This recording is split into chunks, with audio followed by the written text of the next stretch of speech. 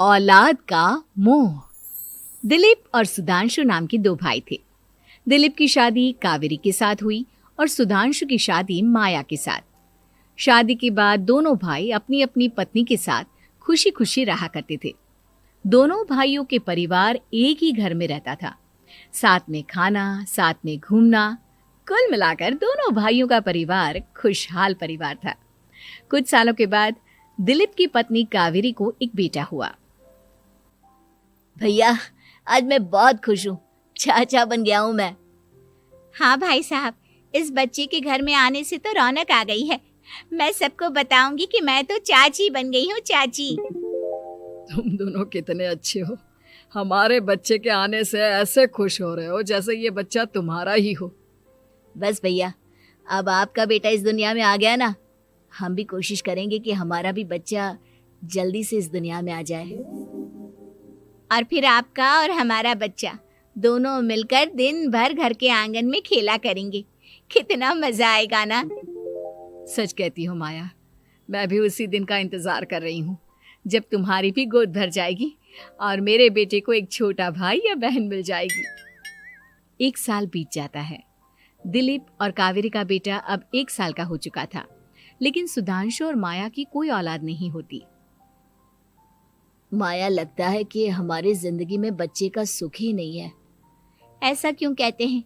दिलीप भाई साहब का बेटा भी तो हमारा ही बेटा है ना। तुम्हारी बात बिल्कुल ठीक है माया, लेकिन फिर भी हमारा खुद का एक बच्चा होता तो कितना अच्छा होता। हाँ, कावेरी भाभी भी हमेशा कहती हैं उन्हें अपने बेटे के लिए एक छोटा भाई या बहन चाहिए। लेकिन देखिए ना, हमारी तो किस्मत ही कितनी खराब है। हमारे तो सारे ट्रीटमेंट भी फेल हो चुके हैं। डॉक्टर ने भी साफ साफ कह दिया है कि तुम कभी माँ नहीं बन सकती। वही तो सुधांशु, बहुत बुरी किस्मत है हमारी। लेकिन माया, हम अपनी किस्मत को इतना क्यों कोस रहे हैं? हम दिलीप भाई साहब के बेटे को अपने बेटे की तरह ही प्यार कर सकते हैं ना। हाँ जी, बिल्कुल सच कहा। मैं भी वैसा कर सकती हूँ। चाची हूँ, उसे छोटी माँ का प्यार नहीं दूंगी क्या? कुछ दिनों के बाद दिलीप का एक दोस्त दिलीप से मिलने के लिए आता है। अरे क्या बात है दिलीप, बधाई हो बधाई। और घर तो काफी बड़ा है तुम्हारा। वैसे तुमने अपने बेटे के बारे में क्या सोचा है? भैया, और क्या सोचेंगे, बस उसे पढ़ा लिखा कर अफसर बनाएंगे, उसकी पढ़ाई पर खर्च करेंगे। अरे भाभी, आपकी तो इतनी सारी प्रॉपर्टी है, आपको किस बात की चिंता? ले देकर एक बेटा ही तो है। अरे नहीं दोस्त, तुम गलत समझ रहे हो। इस घर में मैं और मेरा छोटा भाई दोनों रहते हैं। इस घर का आधा हिस्सा मेरे छोटे भाई का है। अच्छा, कितने बच्चे हैं तुम्हारे छोटे भाई के? भैया, उनके साथ ना कुछ प्रॉब्लम है। मेरी देवरानी कभी माँ नहीं बन सकती। अरे फिर किस बात की चिंता? अरे मैं तो कहता हूँ अपने बेटे के भविष्य के बारे में सोचिए ही मत। बस ये घर उसके नाम करवा दीजिए। देखिए, आपके भाई का भी कोई बच्चा नहीं है तो सब कुछ आपके बेटे को ही मिलना चाहिए। लेकिन ऐसा करना क्या सही होगा? अगर उनका बच्चा नहीं है तो क्या हुआ? ये घर आधा उनका है, उनकी जो मर्जी है वो करे। अरे कैसी बात करते हो? उनकी कोई औलाद नहीं है, वो क्या करेंगे प्रॉपर्टी अपने नाम रखकर? हाँ, वैसे भाई साहब, आपकी बात तो बिल्कुल सही है। अब जो कुछ भी है वो हमारे बेटे का ही तो है। आखिर वही तो इस घर के वंश को आगे बढ़ाएगा। मैं कल ही देवर जी से बात करती हूँ। अगले दिन सुधांशु और माया, इधर आओ। तुम दोनों से एक बहुत जरूरी बात करनी है मुझे। बताइए ना भाभी, क्या बात है? आपको कहीं जाना है तो आप अपने बेटे को मेरे पास छोड़कर जाइए। मैं ही पूरा दिन रख लूंगी उसे। अरे नहीं माया, वो तो मुझे पता है। मैं किसी और चीज के बारे में बात करना चाहती हूँ। बताइए ना भाभी, क्या बात है? देखिए देवर जी, आपका कोई बच्चा है नहीं, लेकिन मैं जानती हूँ कि आप हमारे बेटे को अपने बेटे की तरह ही प्यार करते हैं। भाभी, बेटी की तरह नहीं, वो हमारा ही बेटा है। मेरे लिए तो वो मेरा ही बच्चा है। वही तो फिर क्यों ना ये सारी प्रॉपर्टी हम मेरे बेटे के नाम करवा दे, क्योंकि तुम्हारा हो या मेरा, हम सबका एक ही तो है बेटा। लेकिन भाभी, अभी तो वो सिर्फ 1 साल का है। अभी से प्रॉपर्टी उसके नाम करवाने का क्या मतलब है? देखिए देवर जी, जो काम जितना जल्दी हो जाए ना, उतना अच्छा। आने वाले वक्त का क्या भरोसा। भाभी भरोसा क्यों नहीं, हम तो हमेशा आपके बेटे को माँ बाप की तरह ही प्यार करेंगे। हाँ, लेकिन फिर भी मैं चाहती हूँ कि ये सारी प्रॉपर्टी मेरे बेटे के नाम हो जाए। अब मुझे नहीं लगता तुम दोनों को इसमें कोई भी परेशानी होगी, है ना? भाभी वैसे तो आप जो कह रही हैं वो बहुत जल्दबाजी है, लेकिन फिर भी अगर आपको ऐसा लगता है तो ठीक है, कल ही प्रॉपर्टी के पेपर बनवा लीजिए, मैं और माया उस पर साइन कर देंगे। इस तरह से अगले दिन प्रॉपर्टी के पेपर बनवाकर सारी प्रॉपर्टी दिलीप और कावेरी के बेटे के नाम पर करवा दी जाती है। कुछ दिनों के बाद सुधांशु, सुबह सुबह ये कौन लोग आ गए हैं तुम्हारे घर पर? भैया वो ऊपर वाला कमरा खाली पड़ा था ना, सोच रहा था किराएदार रख देता हूँ। लेकिन किराएदार रखने से पहले आपने हमसे पूछा भी नहीं।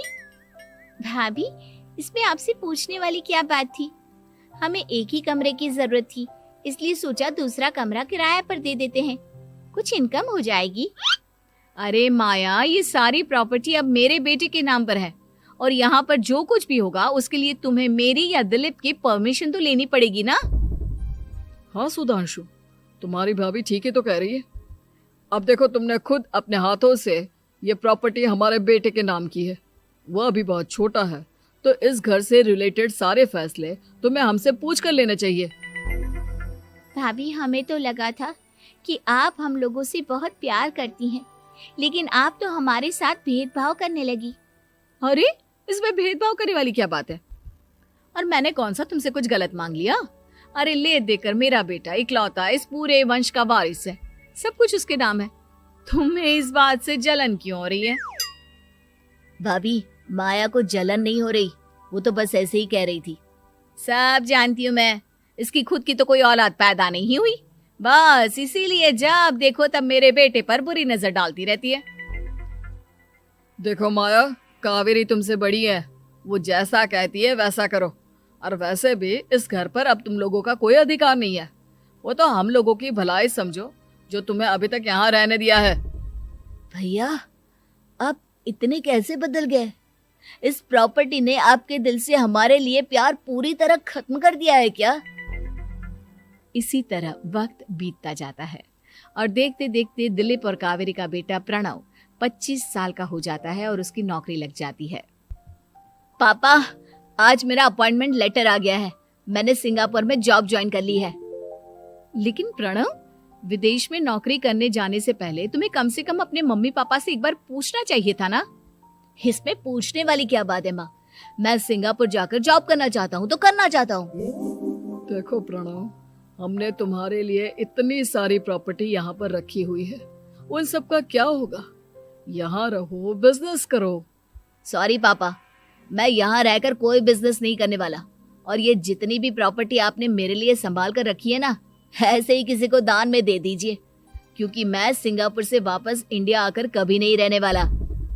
दिमाग खराब हो गया है तेरा, जानता नहीं तेरी वजह से हमने तेरे चाचा चाची से लड़ाई करके पूरा घर तेरे नाम करवा दिया था।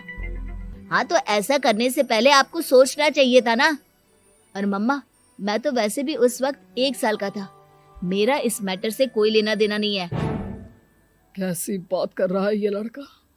अरे तेरी वजह से अपने छोटे भाई से दुश्मनी लेकर बैठा हूं मैंने तो उसे घर से भी निकाल दिया। जानता नहीं तू, बाजू वाले घर में एक छोटा सा कमरा किराए पर लेकर रहते हैं तेरे चाचा चाची, और ये सब मैंने तेरे लिए किया। देखिए पापा, आपने जो कुछ भी किया अपने लिए किया। मैंने आपसे कब कहा था कि मुझे ये प्रॉपर्टी और घर चाहिए?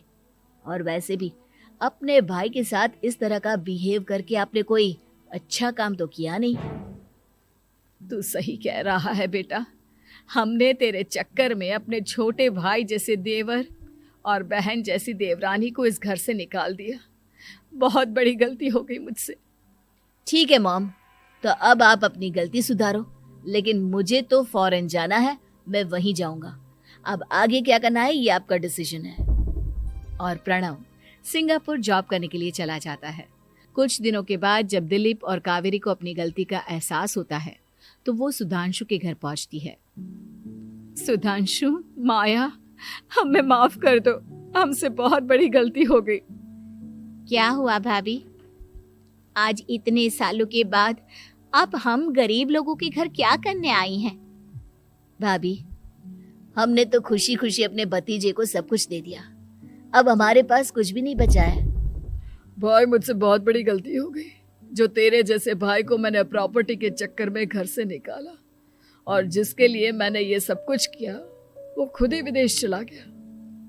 भैया भाभी, जिस बेटे के लिए आपने हम लोगों को इतनी तकलीफ दी, आपस के प्यार को बिगाड़ा, जब वही आपसे दूर चला गया तो आपको इस बात का एहसास हुआ।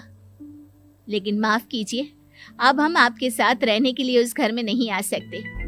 नहीं नहीं माया, ऐसा मत कहो, मुझसे बहुत बड़ी गलती हो गई, प्लीज वापस चलो, मैं वो घर फिर से तुम्हारे नाम कर देती हूँ।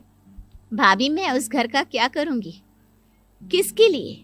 मेरा कोई बच्चा नहीं, मैं तो बस जिंदगी भर आप लोगों के साथ प्यार से रहना चाहती थी, प्रणव को अपने बेटे की तरह प्यार करना चाहती थी, लेकिन आपने मुझसे वो अधिकार छीन लिया। भाभी और भैया, एक सवाल पूछना चाहता हूँ आप लोगों से। जो बच्चा कुछ ही दिन पहले दुनिया में आया हो, जिस बच्चे के भविष्य का आपको पता ही ना हो, उसके लिए अपने पुराने रिश्तों को तोड़ देना, अपने सगे रिश्तेदारों से दुश्मनी मोल लेना, उनके साथ झगड़ा करना, उनकी बेइज्जती करना, क्या ये सही है? कम से कम हमें सही वक्त का इंतजार तो करना चाहिए ना। सिर्फ प्रॉपर्टी के लिए अपने सगे भाई को घर से निकाल दिया, वो भी अपने 1 साल के बेटे के लिए। क्या ये वाकई में सही था? जवाब दीजिए मेरी बात का।